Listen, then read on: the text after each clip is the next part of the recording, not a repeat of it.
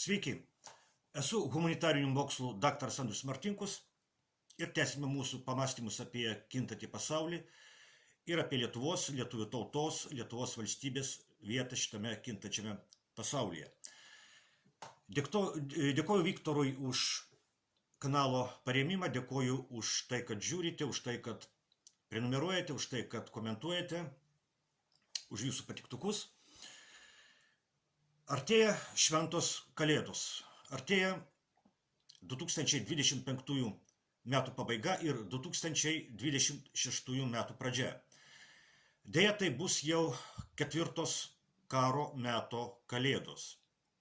Tai bus jau ketvirtos kalėdos, kurios bus švenčiamos tuo metu, kai Europoje vyksta didžiausias karas po antrojo pasaulinio karo pabaigos. Ateinančių metų vasario 24 dieną sukaks 5 metai nuo to, kai prasidėjo didelio masto karas Ukrainoje. Krikščionims kalėdos yra Kristaus gimimo šventė.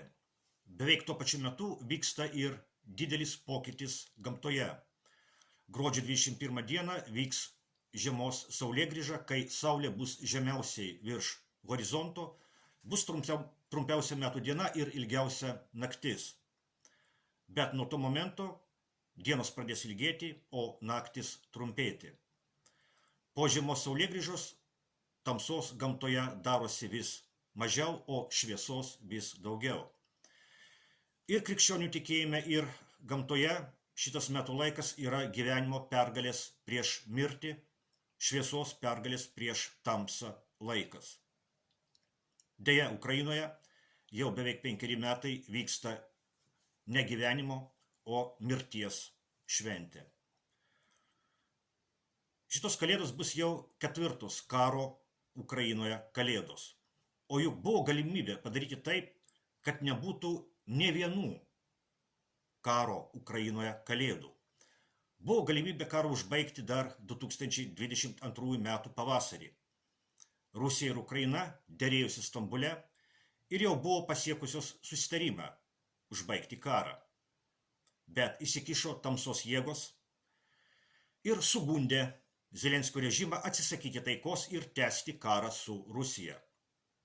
Tos tamsos jėgos tai vakarų globalistų karo partija, kurios priešakyje tuo metu buvo Jungtinės Amerikos valstijos, vadovaujamos prezidento Joe Bideno ir demokratų partijos.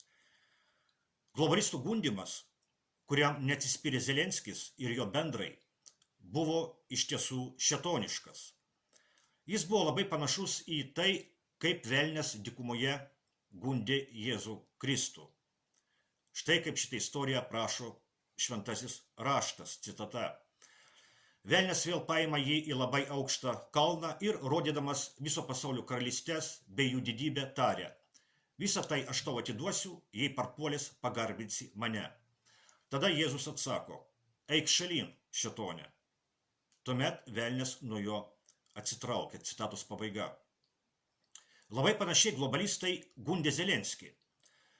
Globalistai jiems sakė: mes tau duosime viską – pinigų, ginklų ir pasaulinę šlovę. Tu būsi viso demokratinio pasaulio veidas ir vėliava. Mes tau duosime absoliučią valdžią Ukrainoje. Mes nekreipsime dėmesio į tavo nusikaltimus. Tu galėsi daryti Ukrainoje, ką tik nori. Galėsi sunaikinti žodžio laisvę, galėsi sodinti į kalėjimus ir žudyti savo oponentus, galėsi vogti. Mes tau viską duosime ir viską leisime. Tu tik kariauk su Rusija iki paskutinio ukrainiečio. Ir mes tau pažadame, tu nugalėsi, nes tu pats geriausias ir kiečiausias.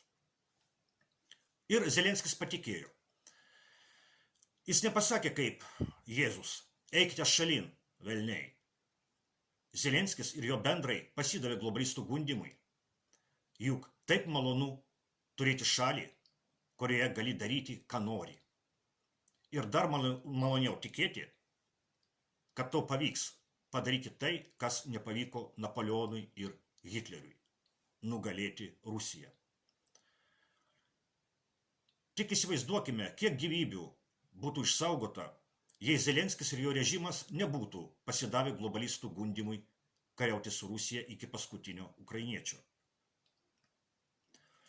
Po to, kai globalistai pralaimėjo prezidento rinkimus Jungtinėse valstijose, jų valdžia šiandien yra sutelkta Europos Sąjungoje.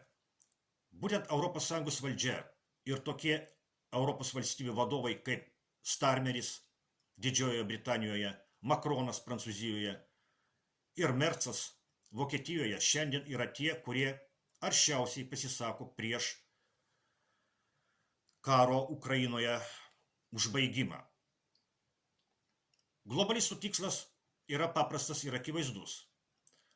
Turint valdžią Europoje, tęsti karą su Rusija Ukrainos rankomis ir laukti parlamento rinkimų Jungtinėse valstijose ateinančių metų rudenį. Globalistai tikisi, kad tuos rinkimus laimėjus Demokratų partijai, prezidento Trumpo galimybė kaišiuoti jiems pagalius į ratus bus labai apribota.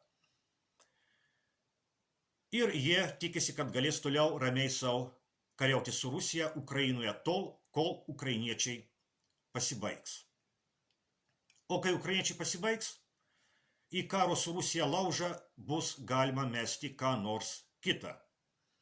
Provokacijų galimybės Rytų Europoje yra labai didelės.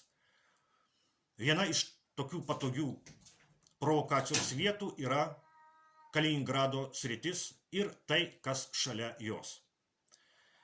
Šalia Rusijos federacijos Kaliningrado srities yra Lietuvos ir Lenkijos valstybės. Abiejų valstybių režimai yra aršiai rusofobiški ir nuo karo Ukrainoje pradžios buvo šio karo tęsimo šalininkai iki pergalės prieš Rusiją. Vis dėlto Lenkijos valdžia nėra tokia fanatiška Zelenskio režimo garbintoja. Lenkijoje prie valdžios įstaigų neplevėsuoja Ukrainos vėliavos. Tuo tarpu Lietuvoje susidaro įspūdis, kad Lietuvos režimas laiko Lietuvos valstybę Ukrainos valstybės tęsiniu. Lietuvos režimas yra vienas aršiausių karo Ukrainoje šalininkų. Bet jeigu Lietuvos valstybė yra Ukrainos valstybės tęsinys,